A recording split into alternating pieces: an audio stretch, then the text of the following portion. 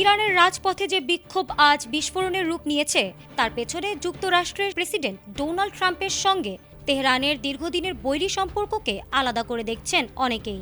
পারমাণবিক চুক্তি থেকে যুক্তরাষ্ট্রকে একতরফাভাবে বের করে আনা, ইরানের ওপর সর্বোচ্চ চাপের নিষেধাজ্ঞা আর কাসেম সোলেইমানিকে হত্যার সিদ্ধান্ত, এই সব কিছু মিলিয়ে ট্রাম্প আমলেই ইরান যুক্তরাষ্ট্র সম্পর্ক নেমে যায় তলানিতে। সেই বৈরিতার রেশ কাটতে না কাটতেই আজ ইরান যখন ভয়াবহ অভ্যন্তরীণ সংকটে, তখন আবারও ট্রাম্পের কণ্ঠেই শোনা যাচ্ছে কঠোর হুঁশিয়ারি। ফলে প্রশ্ন উঠছে, এই পরিস্থিতির দায় কি শেষ পর্যন্ত ট্রাম্প নিজেও এড়াতে পারবেন? বর্তমানে ইরানের বিভিন্ন শহরে সরকার বিরোধী বিক্ষোভ ছড়িয়ে পড়েছে। অর্থনৈতিক সংকট, মূল্যস্ফীতি ও রাজনৈতিক দমনপীড়নের বিরুদ্ধে জনরোষ রাস্তায় নেমেছে। পরিস্থিতি সামাল দিতে সরকার ইন্টারনেট বন্ধসহ কঠোর পদক্ষেপ নিয়েছে। এমন সময় ডোনাল্ড ট্রাম্প প্রকাশ্যে সতর্ক করে বলেছেন, বিক্ষোভকারীদের হত্যা করা হলে যুক্তরাষ্ট্র কঠোর প্রতিক্রিয়া দেখাবে। ইরানের বিক্ষোভকে অসাধারণ উল্লেখ করে ট্রাম্প আরও বলেছেন, যদি আগের মতো তারা বিক্ষোভকারীদের হত্যা করা শুরু করে, আমরাও একসঙ্গে জড়িত হব।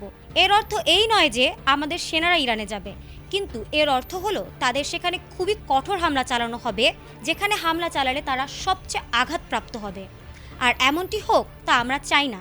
ইরান সরকার তাদের নাগরিকদের সঙ্গে খুব খারাপ করেছে, এখন তারা সেটির জবাব পাচ্ছে, এমনটি জানিয়েছেন মার্কিন প্রেসিডেন্ট ডোনাল্ড ট্রাম্প।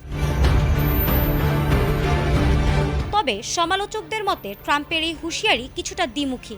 একদিকে তার আমলের নীতি ইরানের অর্থনীতি ও রাজনীতিকে চাপে ফেলেছে বলে মনে করেছেন অনেকে, অন্যদিকে সেই সংকটের ফল হিসেবেই তৈরি হওয়া বিক্ষোভে এখন তিনি মানবাধিকার রক্ষার ভাষায় কথা বলছেন। ট্রাম্প সরাসরি সামরিক হস্তক্ষেপের কথা না বললেও তার বক্তব্য ইরান যুক্তরাষ্ট্র উত্তেজনাকে নতুন করে উস্কে দিচ্ছে।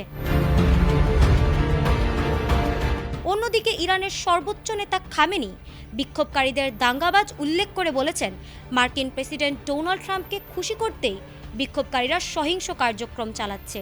সব মিলিয়ে ইরানের বর্তমান অস্থিরতা শুধু অভ্যন্তরীণ নয়, এর সঙ্গে ওতপ্রোতভাবে জড়িয়ে আছে ট্রাম্প ইরান বৈরিতার ইতিহাস। সেই ইতিহাসেরই ধারাবাহিকতায় আজ ট্রাম্প একদিকে দায়ের প্রশ্নে আলোচিত, অন্যদিকে আবার তিনি দিচ্ছেন কড়া হুঁশিয়ারি।